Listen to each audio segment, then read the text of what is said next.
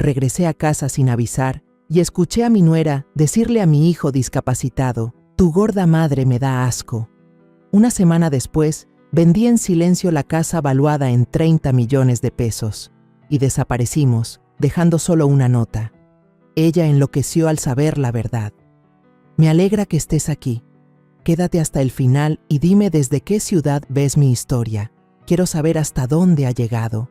Crucé el portón de hierro pesado de la mansión en Polanco, Ciudad de México. Pensé que tendría una noche tranquila, tal vez sentarme junto a Mateo, mi hijo, contarle algunas historias viejas o ver una película juntos después de que se cancelara la reunión benéfica. Hacía mucho que no teníamos momentos así. Pero en cuanto mis pies tocaron el frío mármol del vestíbulo, una sensación de inquietud se instaló en mi pecho.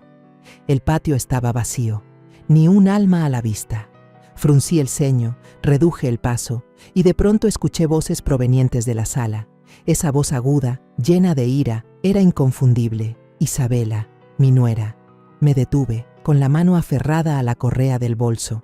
Una frase helada, como una cuchilla cortando el aire, me atravesó el corazón.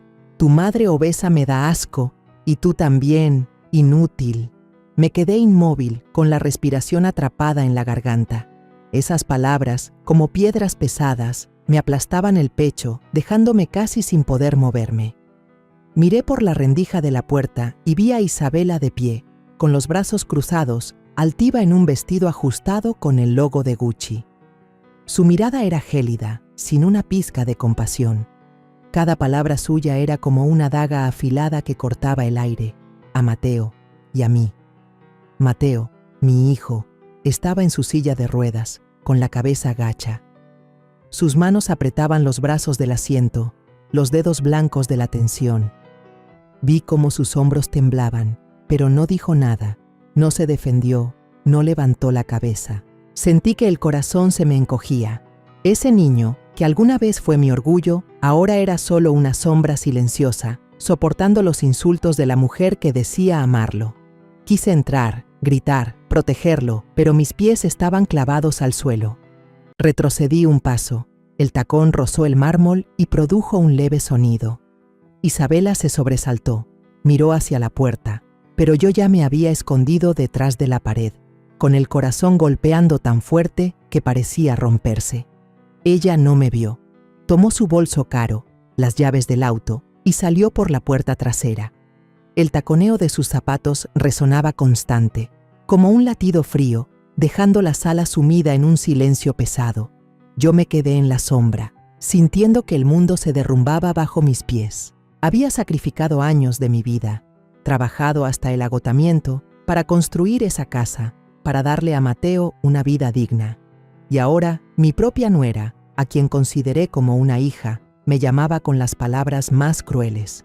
Respiré hondo, tratando de calmarme, y entré a la sala. Mateo levantó la vista, con los ojos enrojecidos, pero rápidamente se los secó, fingiendo que no pasaba nada. Se acomodó la manta sobre las piernas y dijo con voz ronca: «Mamá, ¿volviste temprano?» Solo me entró un poco de polvo en los ojos. Miré a mi hijo y vi el dolor que intentaba esconder, y el alma se me desgarró. Quise preguntar, insistir, saber por qué permitía que Isabela le hablara así, pero sabía que Mateo no lo diría. Siempre había sido así, ocultando el dolor para que yo no me preocupara. Solo puse mi mano sobre su hombro, lo apreté suavemente y le dije: «Voy a subir a preparar unos documentos. Descansa un poco». Mi voz sonaba tranquila, pero por dentro un huracán rugía sin control. Subí las escaleras, cada paso tan pesado como si arrastrara una roca. Entré en la habitación, cerré la puerta, me quité los zapatos y me dejé caer en la silla. Miré por la ventana y vi una cometa sin hilo flotando en el cielo, alejándose cada vez más. Me recordó a los días pasados, cuando todavía creía que mi familia era un hogar, un lugar donde podría apoyarme después de tantos años de luchar en la vida. Hace un año, la mansión en Polanco todavía era el lugar que me enorgullecía llamar hogar. No era solo una casa, sino el resultado de toda una vida de sudor y lágrimas, de días y noches en el mundo de los negocios, levantándome temprano, trasnochando, aguantando traiciones de socios, noches abrazando los libros de cuentas hasta que me dolía la cabeza. Hice todo para que Mateo, mi hijo, tuviera una vida mejor, para que no pasara las penurias que yo pasé. La mansión, con sus paredes blancas impecables y grandes ventanales que dejaban entrar la luz de la mañana, era la prueba de los años que había sacrificado.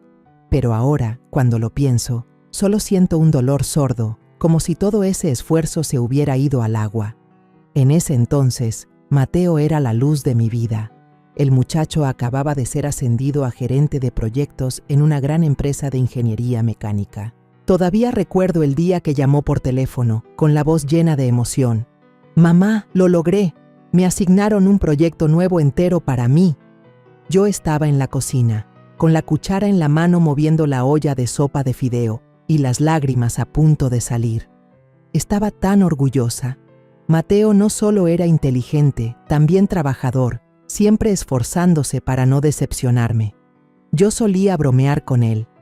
«Eres ingeniero, pero yo soy la que te construyó todo un mundo». Él reía, me abrazaba, y yo sentía el calor de sus brazos como una promesa de que todo estaría bien. Isabela, mi nuera, en ese momento era otra alegría en casa. Era hermosa, hábil, trabajaba en una gran marca de moda, siempre aparecía con vestidos elegantes y una sonrisa radiante. Se había casado con Mateo hacía unos años, y yo la quería como a una hija. Cada vez que cocinaba, ella entraba a ayudar, diciendo entre risas: «Mamá, enséñeme a hacer tamales, para cocinárselos a Mateo». Yo la miraba, veía a una joven llena de vida, y pensaba que Mateo había tenido suerte de casarse con ella. Solía decirle: «Isabela, eres una bendición para esta familia». Ella solo sonreía, me abrazaba, y yo creía que lo decía de corazón. Y entonces llegó aquel día fatídico. Un accidente de coche le arrebató las piernas a Mateo. Aún recuerdo la llamada del hospital, la voz fría del médico por teléfono: «Tiene que venir de inmediato, su hijo está muy grave». Dejé caer el teléfono. Con las manos temblando, corrí al coche, sintiendo que algo me apretaba el pecho. Cuando llegué al hospital y vi a Mateo ahí, inmóvil en la cama, me derrumbé. El muchacho abrió los ojos, me miró, pero su mirada estaba vacía, como si su mundo entero se hubiera venido abajo. «Mamá, no siento mis piernas», susurró, y yo solo pude tomarle la mano, contener las lágrimas y decir: «Aquí estoy, hijo, no te voy a dejar solo». Los días que siguieron fueron una cadena interminable. Mateo ya no era el joven alegre y ambicioso de antes. Se sentaba en la silla de ruedas, mirando por la ventana, sin decir nada, en silencio. Veía cómo mi hijo se apagaba por dentro, y eso dolía más que verlo sin sus piernas. Corrí por todos lados buscando médicos, terapias físicas, cualquier cosa que pudiera ayudarlo. Le decía: «Hijo, mientras tú lo intentes, yo haré todo para que vuelvas a vivir como antes». Pero él solo asentía, con la mirada perdida. Isabela, al principio, fue un gran apoyo. Estaba al lado de Mateo, lo llevaba a fisioterapia, se sentaba con paciencia junto a él mientras hacía esos movimientos difíciles. La vi secarle el sudor, escucharlo contar una y otra vez historias de cuando trabajaba, y pensé que de verdad amaba a mi hijo. Una vez la vi sentada a su lado, tomándole la mano diciendo: «Amor, siempre voy a estar aquí, pase lo que pase». Yo estaba detrás de la puerta, y al oírla sentí que se me calentaba el corazón. Pensé que, mientras tuviera a Isabela, Mateo saldría adelante. Una tarde, más o menos un mes después del accidente, Isabela entró a la sala con una hoja de ultrasonido en la mano y la cara radiante. «Mamá, tengo una buena noticia», dijo, entregándome el papel. Vi la imagen de un ser pequeñito y sentí que el corazón me estallaba. «¿De verdad? ¿Estás embarazada?», pregunté con la voz temblorosa. Ella asintió, sonriendo. «Sí, mamá, el bebé viene en camino». La abracé, con las lágrimas rodándome por las mejillas. Miré a Mateo y lo vi sonreír por primera vez desde el accidente, y pensé que esta sería una nueva luz para nuestra familia. Imaginé que la risa de un niño llenaría esta casa y sacaría a Mateo de la oscuridad. No lo dudé, Decidí vender uno de los departamentos en renta que había guardado tantos años. Todo ese dinero se lo di a Isabela, diciéndole: «Hija, esto es para preparar la llegada del bebé y para arreglar la casa, que Mateo se pueda mover mejor». Ella me lo agradeció mucho, me abrazó y dijo: «Mamá, usted es demasiado buena conmigo, no sé cómo agradecérselo». Yo solo sonreí, moví la mano. «Lo hago por nuestra familia». También saqué el juego de joyas de oro blanco, recuerdo de mi madre, y se lo di a Isabela. «Es de tu abuela, lo he guardado todos estos años. Llévatelo, si lo necesitas, úsalo, no tengas pena». Ella lo tomó con los ojos brillantes y dijo: «Mamá, lo voy a cuidar mucho». Para que Isabela no se cansara tanto, acepté cuando ella sugirió contratar a un mayordomo, Miguel. Era joven, fuerte y, según Isabela, muy de confianza. Miguel empezó a trabajar, limpiando la casa, ayudando a Mateo a moverse cuando lo necesitaba. Me sentí aliviada, pensando que todo iba por buen camino. Por las noches, nos reuníamos en la cocina, cenábamos platos sencillos, pero llenos de calidez. Mateo comenzó a hablar más, contaba sobre las terapias, sobre otros pacientes del centro.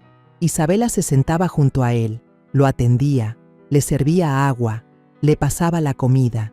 Yo los miraba, tranquila, pensando que había hecho bien en confiar en Isabela, en poner mi esperanza en ella. Pero una noche, mientras estaba en la sala hojeando unos periódicos viejos, escuché la risa de Isabela desde el balcón. Estaba hablando por teléfono, con una voz dulce, muy distinta a la que usaba conmigo o con Mateo. No le di mucha importancia, solo alcancé a oír una voz masculina grave al otro lado. Me sonaba familiar, pero no lograba recordar de quién era. Me dije a mí misma que seguramente era algún amigo o compañero de trabajo. Isabela trabajaba en el mundo de la moda y hablar animadamente con clientes era algo normal. Pero esa pequeña sensación de inquietud, como un grano de arena, empezó a instalarse en mí. Sacudí la cabeza para quitarme la idea y me dije: «Estás exagerando». En los meses siguientes, cuando Isabela tenía como 4 meses de embarazo, empecé a sentir una distancia invisible dentro de mi propia casa. La casa en Polanco, que antes estaba llena de risas y calor familiar, ahora parecía cubierta por una niebla fría. No podía describir exactamente la sensación, pero era como cuando estás frente a un cuadro hermoso y de repente ves pequeñas grietas en la superficie que, si no miras bien, jamás notarías. Trataba de convencerme de que estaba imaginando cosas, que todo estaba bien, pero en el fondo sabía que algo estaba cambiando poco a poco. Isabela empezó a llegar más tarde a casa. Al principio decía que era por trabajo, eventos de moda o cenas con clientes importantes. «Mamá, mi industria es así. Hay que conocer gente, relacionarse», me decía, con una sonrisa que seguía siendo radiante, pero un poco forzada. Yo asentía y le advertía: «Cuida tu salud. Me preocupa que corras de un lado a otro estando embarazada». Ella solo sonreía y agitaba la mano. «No te preocupes, sé cómo equilibrar las cosas». Pero las cenas de 3, cuando Mateo, Isabela y yo nos sentábamos juntos en la cocina, eran cada vez menos. Hubo noches en las que preparé toda una mesa con enchiladas, arroz rojo y hasta flan, el postre favorito de Mateo, y solo terminábamos sentados él y yo frente a frente. Isabela solía mandar un mensaje: «Mamá, esta noche estoy ocupada, coman ustedes 2». Yo miraba a Mateo, veía cómo se servía en silencio y sentía un peso en el corazón. Empecé a notar pequeños detalles. Isabela se quedaba sola en un rincón, enviando mensajes desde el teléfono, con una sonrisa que nunca le había visto dedicar a Mateo ni a mí. Cuando me acercaba y preguntaba: «¿A quién le escribes que estás tan contenta?», enseguida bloqueaba la pantalla, con un gesto de ligera molestia. «A un amigo del trabajo, mamá», respondía, con voz suave pero algo apresurada. No quería pensar mal, pero la forma en que escondía el teléfono, o cómo me miraba como si estuviera invadiendo algo privado, me inquietaba. Me decía a mí misma que tal vez solo necesitaba su espacio, que quizás el embarazo la ponía más susceptible. Pero esa sensación era como un grano de arena dentro del zapato, rozando y molestando todo el tiempo. Al mismo tiempo, Miguel, el asistente que Isabela había recomendado, empezó a quedarse más tiempo en casa. Al principio me pareció normal. Ayudaba a Mateo a pasar de la silla de ruedas a la cama y con tareas que ni Isabela ni yo podíamos manejar. Pero pronto me di cuenta de que también se quedaba hasta tarde, incluso a dormir, con la excusa: la señora Isabela me pidió quedarme en la sala por si el señor Mateo necesita algo. Yo asentía, pensando que era un gesto de consideración, pero algo dentro de mí se sentía incómodo sin razón aparente. Una vez los vi conversando en la cocina, riéndose, y cuando entré se separaron de inmediato como si hubiera interrumpido un momento privado. Isabela sonrió con incomodidad. Mamá, Miguel y yo hablábamos sobre arreglar la entrada para que Mateo pueda pasar mejor. Pero la manera en que ella tocó levemente su brazo y cómo él evitó mirarme a los ojos me hicieron sentir que algo no estaba bien. Decidí decir algo, con calma pero con firmeza.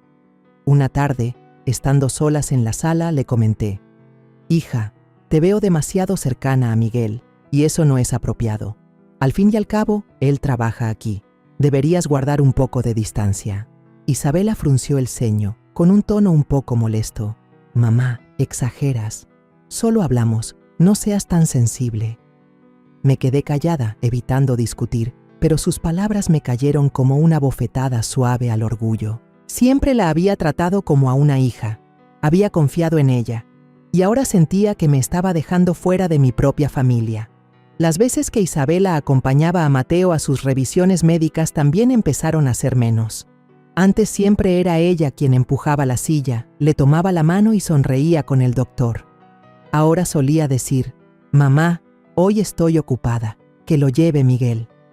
No me oponía porque sabía que Mateo necesitaba sus terapias, pero cada vez que veía a Miguel empujando la silla de mi hijo hacia la puerta, sentía un dolor punzante en el pecho. Isabela antes estaba siempre a su lado. Le secaba el sudor cuando el dolor lo hacía esforzarse en la rehabilitación. Ahora parecía alejarse, dejando a Mateo en manos de un extraño. Empecé a escuchar rumores de los vecinos.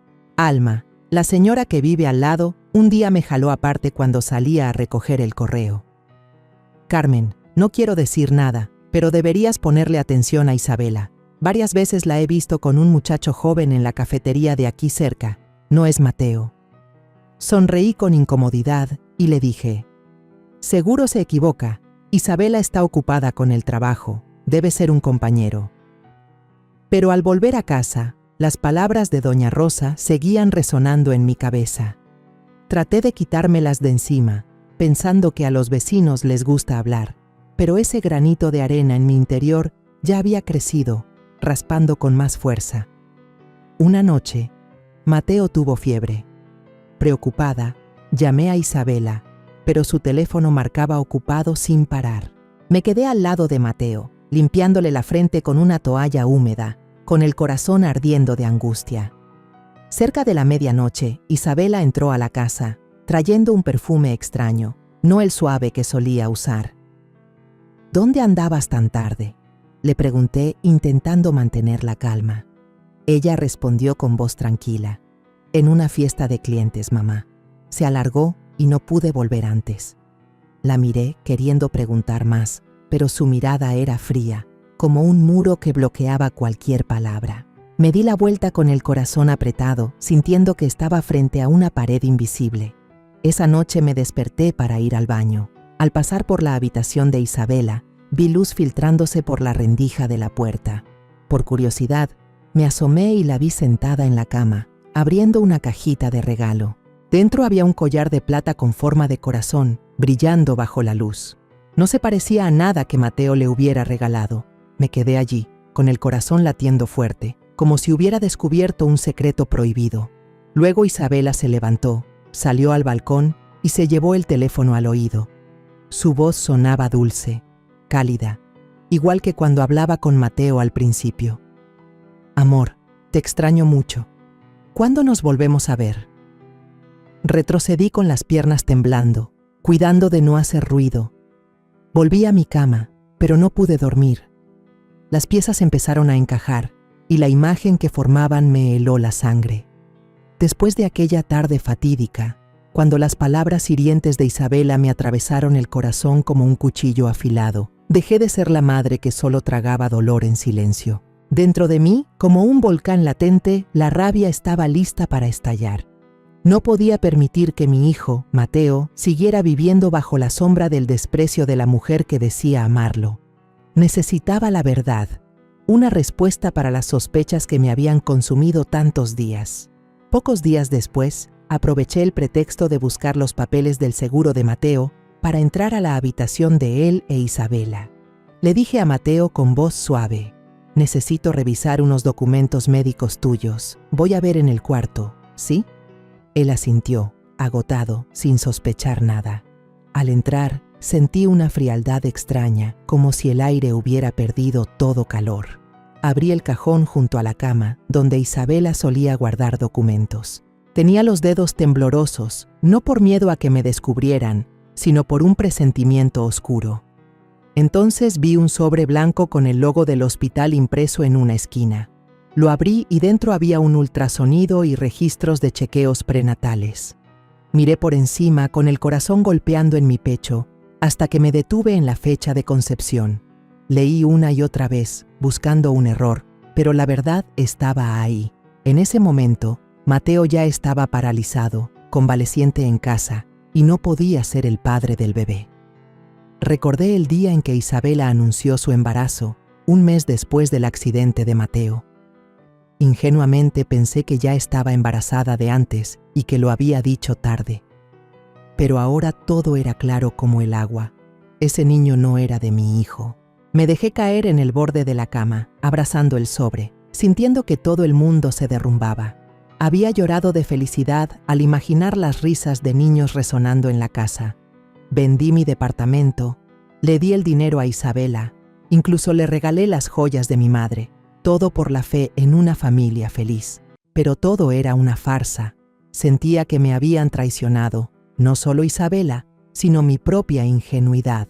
Me preguntaba cómo podía mirarme a los ojos, sonreírme, mientras ocultaba un secreto tan cruel. Seguí buscando, no por curiosidad, sino porque necesitaba saber toda la verdad. En otro cajón, debajo de un montón de ropa vieja, encontré un celular viejo de Isabela. Lo encendí, la pantalla iluminó sin contraseña. Pasé por los mensajes y cada línea era como un cuchillo clavándose en mi corazón. Mensajes llenos de cariño entre ella y Miguel, que se extendían por más de un año. «Te extraño. ¿Dónde nos vemos esta noche? Quiero irme de aquí, solo tú y yo». Fotos en la playa de Cancún, Isabela y Miguel riendo, tomados de la mano, como una pareja enamorada. Luego, un mensaje de Miguel me dejó helada. «Solo hay que esperar a que se venda la casa, y nos iremos de aquí para siempre». Me temblaban las manos, el teléfono casi se me cae al suelo. Volví a poner todo en su lugar, con cuidado en cada detalle, y salí, intentando mantener el rostro sereno. Isabela no estaba en casa, y Mateo estaba en la sala, mirando por la ventana. Pasé junto a él, le sonreí.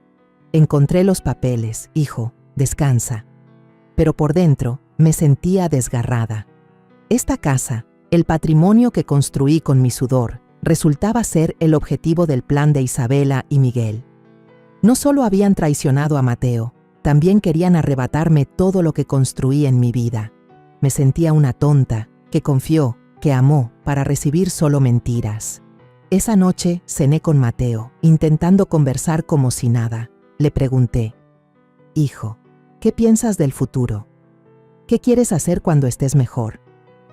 Mateo me miró, con una leve sonrisa. «Solo quiero que mamá no se preocupe tanto por mí. Estoy bien». Pero en sus ojos vi una tristeza profunda, como si también sintiera la fractura en esta familia. Quería contarle todo, decirle lo que acababa de descubrir, pero no pude. No quería herirlo más. En cambio, tomé su mano y le dije: «Siempre estaré aquí, lo sabes». Mateo asintió, pero su mirada seguía perdida. Esa noche me quedé sola en la cocina, la luz amarilla tenue iluminando la mesa de madera. Sostenía una taza de café frío, mirando al vacío. Sentía una mezcla de traición y una determinación fría. No podía permitir que Isabela y Miguel siguieran aprovechándose de nosotros. No podía dejar que Mateo viviera en una casa llena de mentiras. Pensé en los años de sacrificio, en las noches sin dormir por mi hijo, en los días que dejé mis propios sueños para construir este hogar. No dejaría que todo se desvaneciera en manos de quienes no lo merecen. Tomé el teléfono, marqué el número de Esteban Molina, un abogado viejo de Mérida que había ayudado a mi familia hace años. Cuando contestó, mi voz fue firme y más fría que nunca. Esteban, necesito verlo. Este fin de semana en Mérida. Es algo importante. Me hizo unas preguntas, pero solo respondí. Se lo contaré cuando nos veamos. Tenga listos los papeles. Colgué, sintiendo que acababa de cruzar una línea. Ya no había lugar para las dudas. A la mañana siguiente, me levanté temprano, cuando la luz del amanecer aún no alcanzaba a colarse por las cortinas. Me paré frente al espejo, miré mis ojos, que ya no tenían la mirada de una madre que solo sabe tragarse el dolor. Había en mí algo frío, decidido, como si acabara de encontrar otra versión de mí misma, una mujer dispuesta a luchar para proteger a su hijo y lo que le pertenece. Me puse una camisa sencilla, me até el cabello con cuidado y tomé el autobús hacia Mérida para reunirme con Esteban Molina, un viejo abogado que había sido gran amigo de mi difunto esposo. Él había ayudado a mi familia a superar momentos difíciles en el pasado y ahora lo necesitaba más que nunca. El autobús se sacudía por el camino largo, pero en mi mente no había espacio para el cansancio. Pensaba en Mateo, en sus ojos tristes, en los insultos de Isabela y en los mensajes entre ella y Miguel. Cada pensamiento era como una puñalada, pero en lugar de dejar que me derribara, lo usé para templar mi voluntad. Cuando llegué a la oficina de Esteban en Mérida, me recibió con un abrazo cálido. «Carmen, ¿cuánto tiempo sin verte? ¿Qué pasó para que vengas con tanta urgencia?», preguntó con voz firme. Me senté, respiré hondo y resumí todo. Las palabras de Isabela, que el bebé no era de Mateo, el plan de ella y Miguel para quedarse con nuestra casa. Le dije, con voz fría: «Esteban, necesito que transfieras todos los bienes, incluida la casa en Polanco, a mi nombre. No voy a dejar que toquen ni un centavo». Esteban frunció el ceño, pero no hizo muchas preguntas. Asintió, tomó nota rápido y dijo: «Quieres proteger tus bienes, lo entiendo. Te propongo abrir una cuenta en Suiza, transferir el dinero ahí y crear un fideicomiso a tu nombre. Así, nadie, ni siquiera Isabela, podrá tocarlo». Acepté de inmediato, sintiendo que había encontrado una salida. «Hazlo ya, Esteban, no me queda mucho tiempo», respondí con firmeza. Él me miró, sorprendido por mi determinación, y luego asintió. «De acuerdo, Carmen, me encargaré de todo. Vete a casa y no dejes que nadie se entere de esto». De regreso a casa, intenté mantener una expresión tranquila, como si nada pasara. Isabela estaba en la cocina, hojeando una revista de moda. Sonreí y pregunté: «Hija, ¿cómo van las cosas para el bebé? ¿Quieres que compre algo más?». Ella levantó la vista, sonrió forzada y dijo: «Sí, estoy mirando unas cositas más, gracias». Saqué algo de efectivo y se lo di. «Toma, para que compres más cosas para el bebé. Quiero lo mejor para mi nieto». Sus ojos brillaron un instante, pero supe que no sospechaba nada. Creía que yo seguía siendo la madre ingenua que confiaba en su teatro. Pero yo ya no era la misma Carmen. Empecé a contactar discretamente a una agente inmobiliaria que Esteban me recomendó. Por teléfono le dejé claro: «Quiero vender la casa de Polanco lo antes posible, pero debe ser absolutamente confidencial. Nadie puede saberlo, ni siquiera la familia». La agente, una mujer de mediana edad llamada Laura, aceptó. «Entiendo, señora Carmen. Me encargaré y no divulgaré nada». Sentí alivio, pero también dolor. Esa casa era mi vida, los años de esfuerzo que la habían construido. Pero sabía que, si quería proteger a Mateo, tenía que dejarla ir. Mientras esperaba que se completaran los trámites, empecé a preparar el equipaje de Mateo. Empaqué su ropa, algunos objetos personales y la vieja guitarra que tanto le gustaba. Le dije: «Hijo, quiero llevarte unos días a la playa, a casa de una conocida, para que cambies de aire, ¿te parece?». Mateo me miró sorprendido y luego sonrió débilmente. Suena bien, mamá. También quiero salir un poco. Vi a Isabela cerca, observándonos, y al oír del viaje, cruzó una mirada con Miguel, que estaba limpiando el piso en la esquina. Esa mirada, llena de satisfacción, parecía decir que creían que Mateo y yo nos iríamos, dejándoles la casa. Me di la vuelta, fingí no verlo, pero por dentro me hervía la sangre. Por la noche, cuando toda la casa ya dormía, me sentaba en el despacho a revisar todos los papeles. Borraba todo rastro de las transacciones del computador, asegurándome de no dejar ninguna pista. Era meticulosa hasta en el más mínimo detalle, como alguien que se prepara para una guerra. Una noche, cuando el reloj marcaba casi la medianoche, escuché un coche detenerse frente al portón.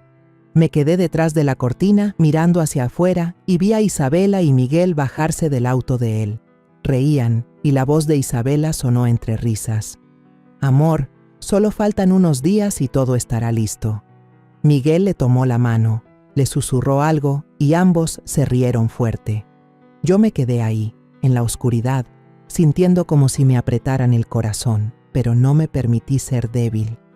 Me dije a mí misma, ellos creen que ganaron, pero no saben quién soy. Aproximadamente una semana después, mientras estaba sentada en la cocina, Esteban llamó. Su voz era firme. «Carmen, el contrato de venta de la casa ya está firmado. El dinero estará en la cuenta en 48 horas. ¿Está todo listo?» Respiré hondo y respondí. «Sí, Esteban». Gracias, colgué y miré por la ventana, viendo cómo el sol iluminaba la palmera del patio. Aunque todavía dolía, empezaba a sentir una nueva libertad. Estaba recuperando el control de mi vida y de la de Mateo. Ya no era la madre que solo sabía sacrificarse y aguantar. Me estaba convirtiendo en una mujer fuerte, dispuesta a hacer lo que fuera para proteger a mi hijo. La mañana en que recibí el dinero en la cuenta, me levanté antes de que saliera el sol. La luz tenue se filtraba por la ventana, iluminando el piso de madera en la habitación que ya no consideraba un hogar. Me paré frente al espejo, mirándome a mí misma, una mujer de 55 años, con canas, pero con una nueva chispa en los ojos, ya no la resignación que solía llevar. Respiré hondo, sintiendo una calma fría recorrerme las venas. Ese día Mateo y yo desapareceríamos, dejando atrás las mentiras, dejando atrás la casa que alguna vez fue mi vida. Retiré el efectivo necesario del banco, cuidando que nadie me siguiera. El resto, como me indicó Esteban, ya había sido transferido de forma segura a una cuenta en Suiza. Todo estaba listo. Entré en la habitación de Mateo y lo encontré dormido, su rostro tranquilo pero con una sombra de tristeza. Lo toqué suavemente en el hombro y le dije en voz baja, «Mateo, despierta, hijo. Vamos a ir a la playa unos días. Quiero que cambies de aire». Mateo abrió los ojos, aún somnoliento, pero asintió. «Suena bien, mamá. Yo también quiero salir». Sonreí, aunque dentro de mí había un oleaje contenido. No dije nada más, solo lo ayudé a alistarse. Ya tenía lista una maleta pequeña, con solo lo necesario, algunas mudas de ropa, la guitarra vieja de Mateo y una foto familiar de hace años, cuando todo estaba intacto. Había alquilado una sub a través de un conocido de confianza, un chofer llamado Juan, que me había llevado a trabajar un par de veces. «Señora Carmen, ¿segura que no quiere que le pregunte nada más?», dijo con una mirada sincera. Asentí. «Juan, solo necesito que nos lleve. No le diga a nadie, ni siquiera a su mejor amigo». Él asintió sin más. Ayudé a Mateo a subir al auto. Puse la silla de ruedas en la cajuela y miré la casa por última vez. El portón de hierro pesado, las paredes blancas, el jardín que cuidé con tanto esmero, todo ahora no era más que un recuerdo. No volví la cabeza. Antes de irme, dejé un sobre blanco sobre la mesa de la sala. Dentro había una nota que escribí a mano la noche anterior, cada palabra marcada en mi corazón.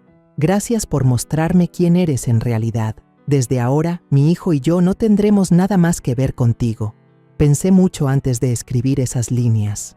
Quería que Isabela supiera que lo había visto todo, que lo entendía todo, pero no quería malgastar palabras con ella. En el sobre también estaba una copia de los papeles de divorcio que Mateo ya había firmado. Días antes me había sentado con él y le conté toda la verdad, sobre el bebé, sobre los mensajes de Isabela y Miguel. Mateo guardó silencio mucho rato y al final solo dijo: «Mamá, quiero terminar con todo». Firmó los papeles con las manos temblorosas, pero en su mirada, aunque dolida, había un dejo de alivio. Guardamos ese secreto, sin que Isabela sospechara nada. La SUV arrancó, llevándonos fuera de Polanco, directo hacia el pueblo costero de San Gabriel. Ya había rentado por internet una casita sencilla, pero con todo lo necesario para que Mateo pudiera moverse con facilidad. En el camino, él miraba por la ventana sin decir mucho, pero lo vi sonreír levemente cuando aparecieron los campos verdes. «Mamá, aquí es muy bonito», dijo con voz suave. Le tomé la mano y respondí: «Hijo, desde ahora vamos a empezar de nuevo, solo tú y yo». Mateo asintió y sentí una nueva conexión, como si estuviéramos cruzando juntos una puerta hacia otra vida. Al llegar a San Gabriel, bloqueé de inmediato los números de Isabela y Miguel, apagué el teléfono viejo y compré un chip nuevo. Quería cortar todo contacto, borrar el pasado. La casa estaba cerca del mar, pequeña pero acogedora, con paredes pintadas de azul claro y un balcón con vista al océano. Me quedé allí, sintiendo el viento marino cargado de sal. Por extraño que pareciera, estaba en calma. Todo el dolor y la rabia parecían disolverse en las olas. Ya no era la mujer herida por las humillaciones de Isabela. Estaba renaciendo, recuperando mi vida. Esa tarde, revisé las cámaras de seguridad de la casa en Polanco desde el celular. Vi a Isabela entrar apurada y quedarse paralizada al ver todo vacío. No había muebles, ni rastro de mí o de Mateo, solo un sobre blanco sobre la mesa. Lo abrió, leyó el papel y vi cómo se le puso pálida la cara. Tomó el teléfono y llamó una y otra vez, pero claro, ningún número funcionaba. Gritó llamando a Miguel. Cuando él llegó, los dos discutieron fuerte en la sala. «Ella ya lo sabe todo». «¿Y ahora qué hacemos?», gritó Isabela desesperada. Apagué la pantalla. Ellos ya no eran mi problema. Salí al balcón de la nueva casa. El viento me revolvía el cabello, pero me sentía libre. Pensé en los años pasados, en los sacrificios, en las veces que me tragué las lágrimas para sonreír por Mateo. Alguna vez creí que siempre sería la madre que aguanta, pero ahora me sentía más fuerte que nunca. Desde adentro, Mateo me llamó. «Mamá, ven a ver, el mar está hermoso». Me giré y lo vi en su silla de ruedas, sonriéndome. Esa sonrisa, aunque simple, era la luz que necesitaba. Me acerqué, me senté junto a él y juntos miramos el océano. «Hijo, vamos a estar bien», le dije con voz firme. Mateo me tomó la mano y respondió: «Lo sé, mamá». La primera mañana en San Gabriel me desperté cuando el amanecer doraba el mar. El sonido constante de las olas, entrando por la ventana, era como un saludo de un mundo nuevo, uno sin las humillaciones de Isabela ni las mentiras que me pesaban en el alma. Miré a Mateo, sentado en su silla, mirando hacia afuera con una expresión más tranquila de lo habitual. «Hijo, ¿vamos a dar un paseo?», le pregunté con dulzura. Mateo asintió y sonrió, algo que rara vez hacía. «Claro, mamá, hace mucho que no huelo el mar». Empujé su silla hasta la arena, donde el aire salado y el sol cálido se colaban en cada respiro. Mateo inhaló hondo y dijo: «Mamá, aquí sí se siente paz». En mi interior, todo se llenó de luz, sintiendo una esperanza pequeña pero poderosa. San Gabriel, con sus olas y su brisa, estaba abriendo un nuevo capítulo para nosotros. No quiero quedarme sentada, dejando que los días pasen en silencio. Necesito hacer algo, no solo para aliviar el aburrimiento, sino para sentir que todavía tengo valor, que aún tengo fuerzas para seguir viviendo. Una mañana, al pasar frente al centro comunitario, vi un pequeño cartel que decía: «Se necesitan voluntarios para la clínica». Sin pensarlo mucho, entré con un poco de curiosidad y también entusiasmo. Allí conocí al doctor Andrés Martínez, un hombre de mediana edad con una sonrisa amable y una mirada llena de pasión. Me estrechó la mano y dijo: «Señora Carmen, escuché que acaba de mudarse. Si quiere ayudar, necesitamos mucho a alguien como usted». Sonreí y respondí: No sé si podré hacer gran cosa, pero quiero intentarlo. Andrés me llevó a recorrer la clínica y me contó sobre las dificultades: falta de personal, falta de medicamentos, especialmente para los niños pobres de la zona. Su voz era cálida, pero pude sentir su preocupación. Cada día veo niños que necesitan medicinas, cuidados, pero no tenemos suficientes recursos. Sus palabras tocaron mi corazón, como un recordatorio de que, aunque he perdido muchas cosas, todavía puedo dar algo a los demás. Una tarde, llevé a Mateo a la clínica para un chequeo. Mientras esperábamos, vi a una niña pequeña, de unos 8 años, sentada con su abuela en una esquina. Tenía el pelo largo y negro, ojos grandes y redondos, pero el rostro pálido. Andrés me presentó. Ella es Camila, padece una enfermedad de la sangre hereditaria. Necesita seguimiento constante. Camila miró a Mateo y de repente sonrió radiante. «Oiga, ese carro está genial. ¿Usted maneja rápido?» Mateo soltó una carcajada y fue la primera vez que lo vi reír así desde que dejamos Ciudad de México. «Manejo rápido, pero solo en camino recto», contestó Mateo en tono de broma. Camila rió y tiró de la mano de su abuela. «Abuela, él es muy gracioso». Yo estaba allí, viendo cómo hablaban, y sentí que algo cálido me llenaba por dentro. Mateo, mi hijo que había estado sumido en la oscuridad, ahora reía, revivía gracias a las palabras inocentes de una niña. Poco a poco, Camila y su abuela se convirtieron en grandes amigas de nosotros. Solían visitar nuestra pequeña casa por la noche, trayendo unos churros o una jarra de chocolate caliente hecho en casa. «Señora Carmen, tiene que probar mi chocolate, es receta de familia», me decía la abuela de Camila, doña Rosa, con una sonrisa amable. Nos sentábamos alrededor de la mesa de madera, comíamos, charlábamos, y yo sentía que tenía un nuevo hogar, no hecho de ladrillos, sino de momentos sencillos y sinceros. Mateo empezó a abrirse más, contándole a Camila sobre sus días como ingeniero, sobre las máquinas que había diseñado. Camila lo escuchaba con los ojos brillando. «¿Puede hacer hasta aviones?». Mateo sonrió. «No aviones, pero sí algunas cosas muy interesantes». Yo miraba a mi hijo, veía la luz en sus ojos y sabía que estábamos empezando a encontrarnos de nuevo. Por las tardes solía ver a Mateo y a Camila en la clínica, sentados bajo el alero. Mateo le enseñaba a dibujar barcos en papel, mostrándole cómo tomar el lápiz, cómo mezclar los colores. «Camila, dibujaste este igualito que los del mar», la elogiaba, y ella sonreía feliz. Una vez, Mateo llevó su guitarra, tocó unos acordes sencillos, y Camila aplaudió, cantando una canción popular que había aprendido de su abuela. Yo, desde lejos, miraba a los dos y sentía que mi corazón empezaba a sanar. Las heridas de Ciudad de México, de las palabras hirientes de Isabela, de su traición, seguían ahí, pero ya no lo eran todo. Estaba encontrando alegría en las cosas pequeñas, en la sonrisa de Mateo, en la inocencia de Camila.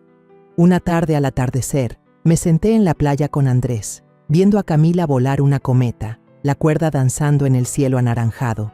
Mateo estaba en su silla de ruedas, sonriendo al mirarla, mientras sus manos marcaban el ritmo de una melodía invisible. Andrés se volvió hacia mí y dijo: «Carmen, ¿ve?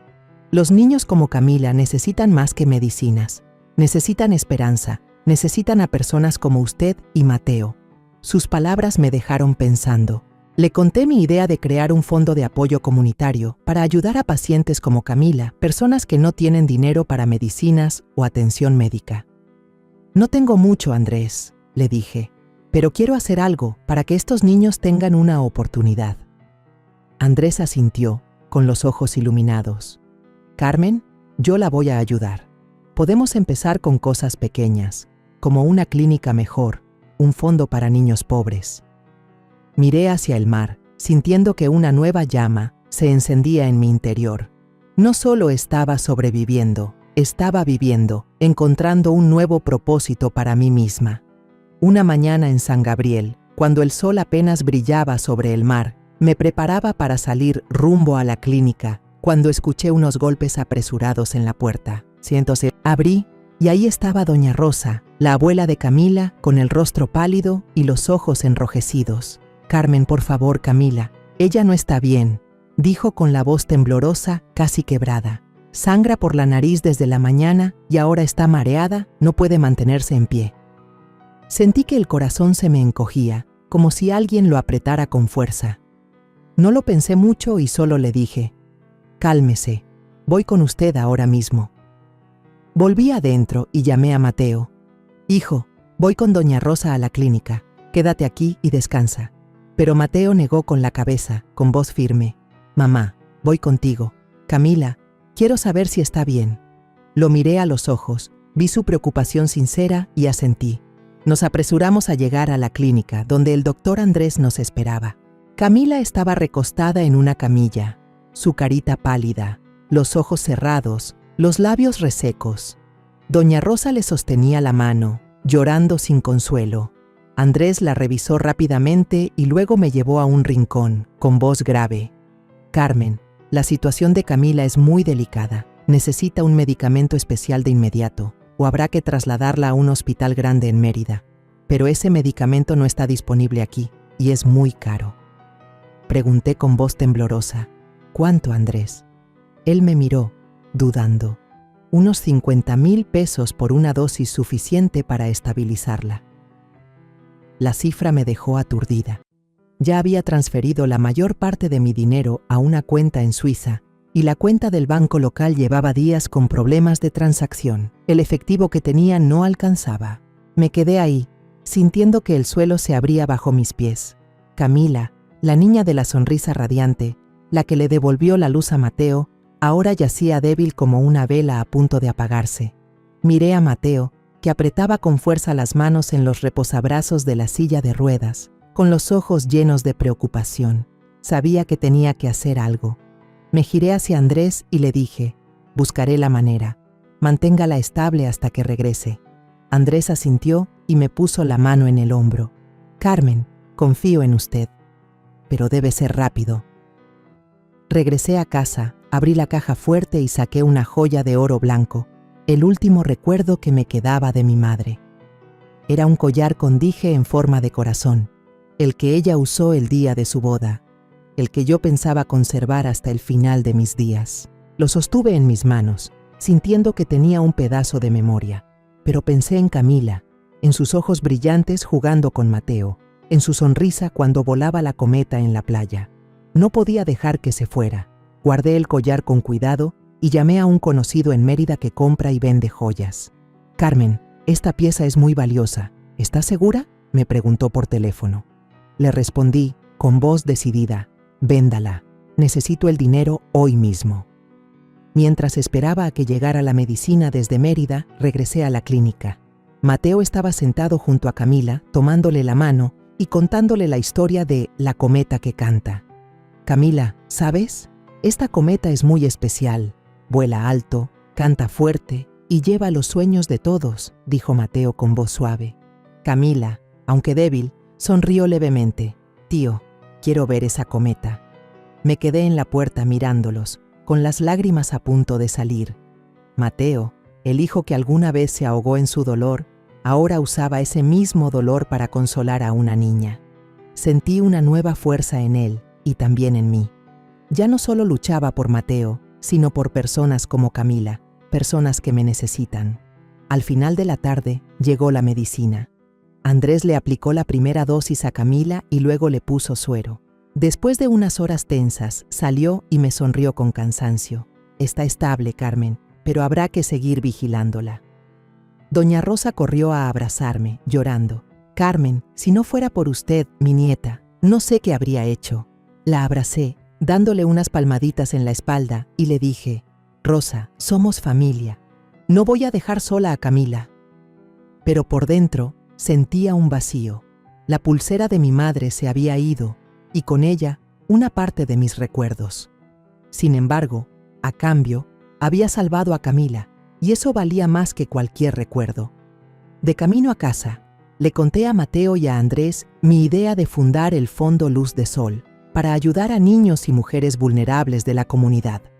Quiero hacer algo para que ningún niño como Camila tenga que esperar medicinas, dije con firmeza. Mateo me miró con los ojos iluminados.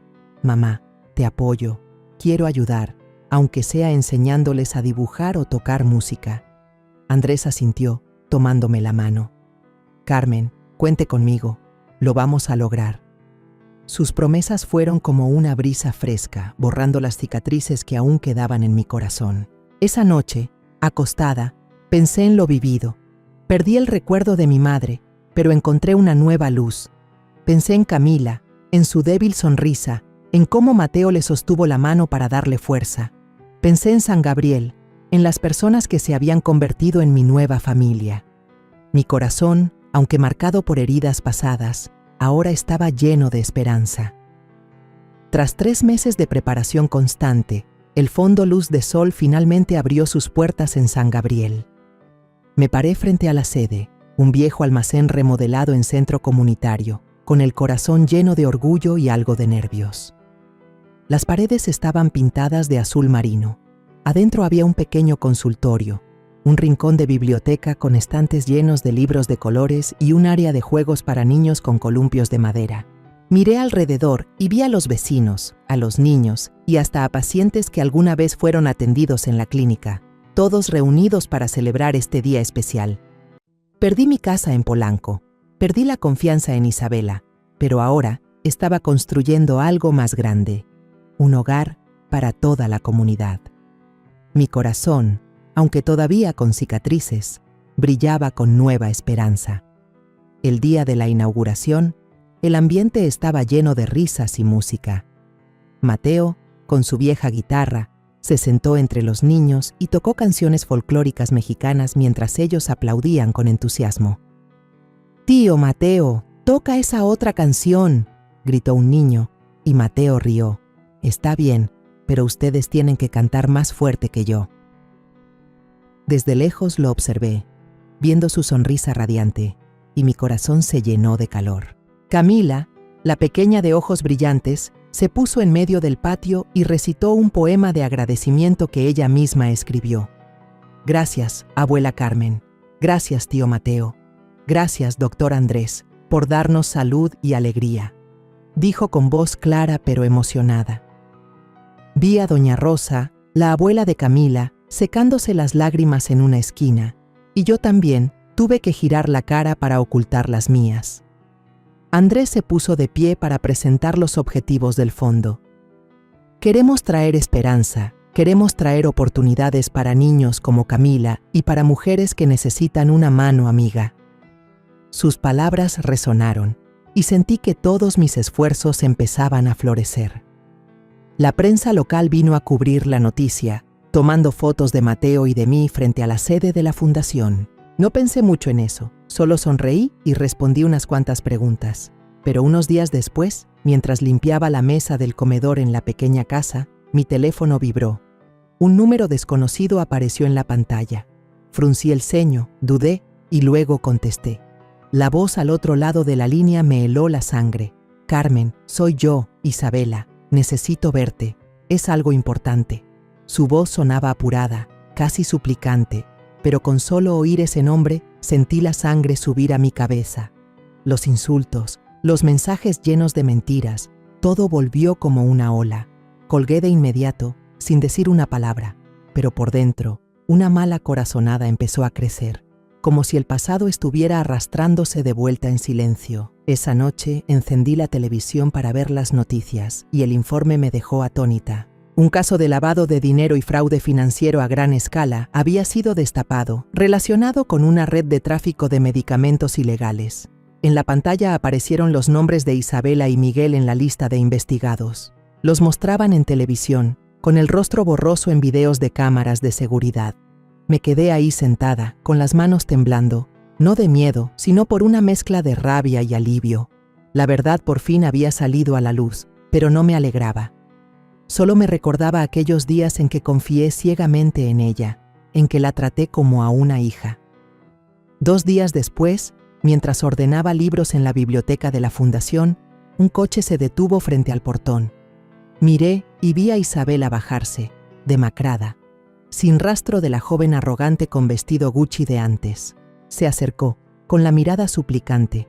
«Carmen, por favor, tiene que ayudarme. Me están investigando. Puedo ir a la cárcel. Por el bebé, ayúdeme, por favor». Mencionó al bebé con la voz temblorosa, pero yo vi claramente la falsedad en sus palabras. Me puse derecha, la miré a los ojos y dije, con voz fría: «Isabela, ¿crees que todavía soy tan ingenua como para creerte? Ese bebé no es de Mateo. Sé todo sobre ti y Miguel, los mensajes, el plan para robar mi casa. ¿Crees que voy a ayudar a alguien que humilló a mi hijo y traicionó a mi familia?». Isabela se puso pálida, dio un paso atrás y gritó: «Usted arruinó mi vida. Si no hubiera tomado todo el dinero, yo podría vivir bien». Yo guardé silencio, me di la vuelta y me fui, sin querer gastar una palabra más con ella. Andrés, que estaba cerca, se acercó y me puso una mano suave en el hombro. «Carmen hizo lo correcto», dijo con voz firme. En ese momento se oyó la sirena de la policía. 2 patrullas se detuvieron frente al portón y los agentes bajaron para esposar a Isabela. Ella forcejeó gritando: «Carmen se va a arrepentir». Pero yo no volví la cabeza. Me quedé ahí, sintiendo la mano de Andrés sobre mi hombro, y una sensación de libertad inundó mi interior. El pasado, con todo su dolor, estaba siendo arrastrado, como las olas se llevan la arena mar adentro. Ha pasado un año desde que Mateo y yo llegamos a San Gabriel, y la Fundación Luz del Sol se ha convertido en el corazón de esta pequeña comunidad. De un viejo almacén, hemos pasado a tener un centro lleno de vida, con una clínica siempre concurrida, una biblioteca repleta de libros y un área de juegos donde resuena la risa de los niños. Aún recuerdo los primeros días, cuando Andrés y yo solo teníamos ideas vagas y unos pocos ahorros. Ahora hemos añadido un aula de capacitación para mujeres, donde aprenden costura, repostería e incluso a usar computadoras para encontrar trabajo. También contamos con una sala de rehabilitación para personas con discapacidad, con equipos modestos pero llenos de significado.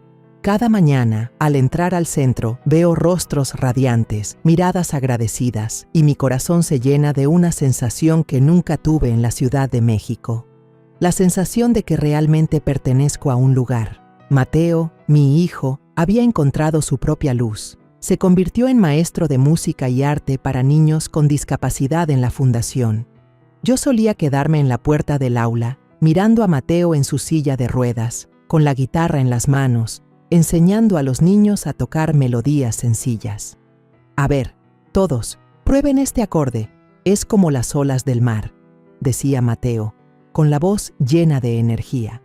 Los niños reían, intentando imitarlo, y yo veía cómo la sonrisa de Mateo brillaba más que nunca. Una vez, un niño le preguntó: «Tío Mateo, ¿se cansa de estar en la silla de ruedas?». Mateo sonrió y respondió: «Claro que me canso, pero tengo un secreto. Canta fuerte y el cansancio se va». Los niños estallaron en carcajadas, y yo, desde la puerta, tuve que darme la vuelta para esconder mis lágrimas de felicidad. Mateo no solo enseñaba, estaba viviendo, inspirando, y eso llenaba mi corazón de alegría. Camila, la pequeña por la que llegué a entregar la última reliquia de mi madre, ahora estaba mucho más sana. Corría por toda la fundación, con su largo cabello negro suelto y sus ojos brillando como el sol. Cada día doña Rosa la traía, y Camila siempre corría a abrazarme diciendo: «Abuela Segunda, hoy dibujé un barco muy bonito, tiene que verlo». Yo sonreía, le acariciaba la cabeza y le decía: «Mi niña es muy talentosa, luego lo veo». Camila se había vuelto una parte indispensable de mi vida y la de Mateo. Algunas noches, ella y doña Rosa se quedaban a cenar con nosotros, y la pequeña casa volvía a llenarse de risas, de historias, como una familia de verdad. Al mirarla, recordaba los días oscuros en Ciudad de México, pero me repetía: «Todo ese dolor me trajo hasta aquí, a un nuevo hogar». Decidí transferir todos mis bienes y el dinero del fideicomiso a la Fundación Luz del Sol.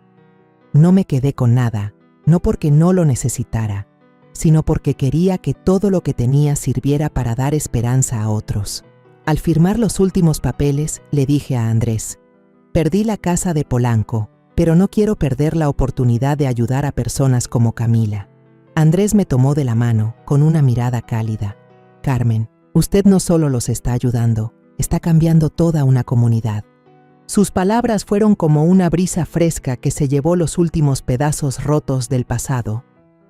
Una tarde, Mateo y yo estábamos frente al mar, viendo cómo el atardecer doraba la superficie del agua.